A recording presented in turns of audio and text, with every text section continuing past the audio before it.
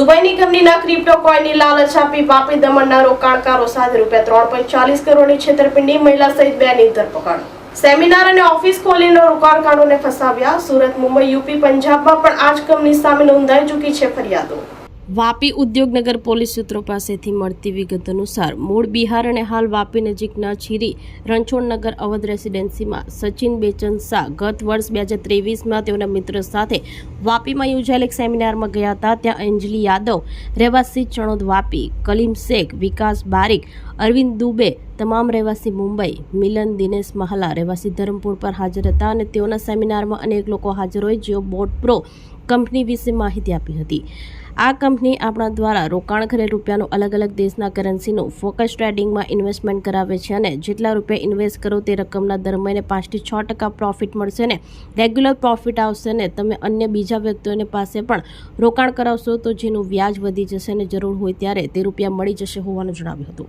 ત્યારબાદ તેઓ વાપી જીઆઈડીસી ગુંજન સ્થિત જનતા ફૂટવેરની ઉપર અંજલિ યાદવની ઓફિસે ગયા હતા અને તેઓએ બોટબ્રો કંપની વિશે સમજ આપી અને તેઓને ઓનલાઈન ઉપર એક કોઈન બતાવેલ જેની ઇન્ડિયન કિંમત 11,000 છે, જે વર્ષ 2027માં ₹1 લાખ થઈ શકે છે। પૈસાનું રોકાણ કરો ને તમને 1 લાખ ઉપર 100 કોઈન ફ્રી મળશે। જે બાદ તેઓએ અંજલિ યાદવે આપેલ જુદા જુદા બેંક એકાઉન્ટમાં જુદી જુદી તારીખોએ કુલ ₹32 લાખ જમા કરાવ્યા હતા અને તેઓએ અન્ય અલગ અલગ રોકાણકારો પાસે કરાવેલ રોકડા મળી કુલ ₹1,96,91,600 અંજલિ યાદવ અને મિલન મહાલાને આપેલ હતા।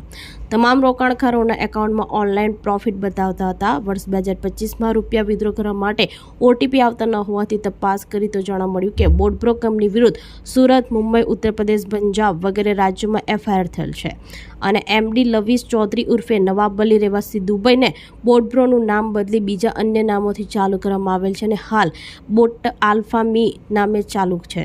અંજલિ યાદવ તથા મિલન મહાલા સાથે વાતચીત થયેલ અને લવીશ ચૌધરી થકી ક્રોસ માર્કેટ એઆઈ નામે ચાલુ થશે, જેમાં મોટા ફાયદાઓ છે। આમ એજન્ટોને લોભામણી લાલચ આપી તેઓ દ્વારા ₹3,40,68,599નું રોકાણ કર્યું હતું। તેઓની સાથે છેતરપિંડીને વિશ્વાસઘાત કરનાર અંજલિ રાહુલ યાદવ રહેવાસી ચણોદ વાપી, કલીમ શેખ, વિકાસ બારીક, અરવિંદ દુબે, મિલન દિનેશ મહાલા, લવીશ ચૌધરી ઉર્ફે નવાબ અલી સામે વાપી ઉદ્યોગનગર પોલીસ મથકમાં સચિન શાહે ફરિયાદ નોંધાવી હતી। આ પ્રકરણમાં મુખ્ય સૂત્રધાર લવીશ નવાબ અલી છે। હાલ તો પોલીસે અંજલિ યાદવ અને મિલન મહાલાની ધરપકડ કરી આગળની કાયદેસરની કાર્યવાહી હાથ ધરી હતી।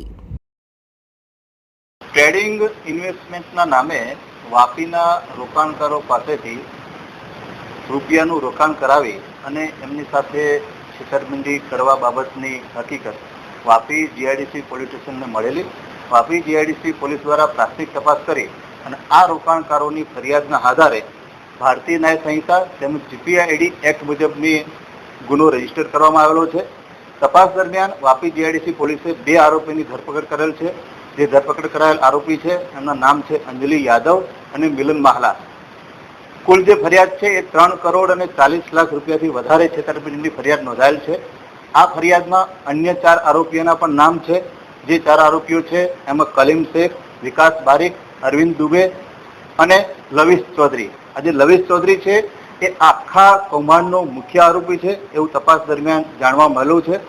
આ જે આરોપીઓ છે, જે વોન્ટેડ આરોપીઓ, એ આરોપીઓ વિરુદ્ધમાં વાપી સિવાય સુરતમાં, પંજાબમાં અને ઉત્તર પ્રદેશમાં પણ ફરિયાદો રજીસ્ટર થયેલી છે। આ આરોપીઓ મુખ્યત્વે અલગ અલગ વેબસાઇટો ઉપર રોકાણકારોને આઈડી બનાવીને આપતા હતા। એક રોકાણકારની નીચે બીજા રોકાણકારનું આઈડી અને નીચે ત્રીજા રોકાણકારનું આઈડી અને અલગ અલગ જગ્યાએ આ લોકો સેમિનાર કરતા હતા। વાપીમાં પણ આ લોકોએ સેમિનાર કરેલો, મુંબઈમાં પણ સેમિનાર કરીને અહીંથી રોકાણકારોને ત્યાં બોલાવેલા। સેમિનારનો ખર્ચો બધો એ ઇન્વેસ્ટમેન્ટ કંપની આપતી હતી। આ લોકો લોનાવાલા પણ બધા રોકાણકારોને લઈ ગયેલા, ત્યાં પણ સેમિનાર કરાવેલો અને દુબઈ પણ આ બધા રોકાણકારોને આ સંચાલકો જે છે કંપનીના એ લઈ ગયેલા અને ત્યાં પણ સેમિનાર કરેલા। લોકોને અલગ અલગ લાલચો આપતા હતા।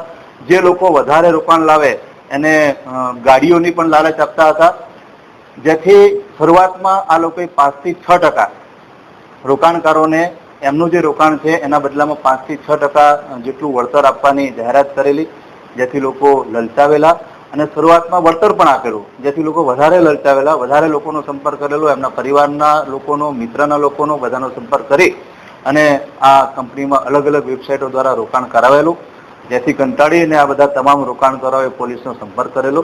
પોલીસે પ્રાથમિક તપાસ શરૂ કરી. પ્રાથમિક તપાસના અંતે પોલીસે આ રોકાણકારોની ફરિયાદ લઈ અને ફરિયાદ રજીસ્ટર કરેલી છે, તપાસ શરૂ કરેલી છે. 2 આરોપીની ધરપકડ કરી નામદાર કોર્ટમાં રજૂ કરી અને રિમાન્ડ મેળવેલા છે. આપણી સંકલ્પ ન્યૂઝ ચેનલને સબસ્ક્રાઇબ અને લાઇક કરો, બેલ આઇકન દબાવો જેથી આવનાર ન્યૂઝ અપડેટ્સની નોટિફિકેશન આપના મોબાઈલ પર સૌથી પહેલા પહોંચે. Like, subscribe and share the video.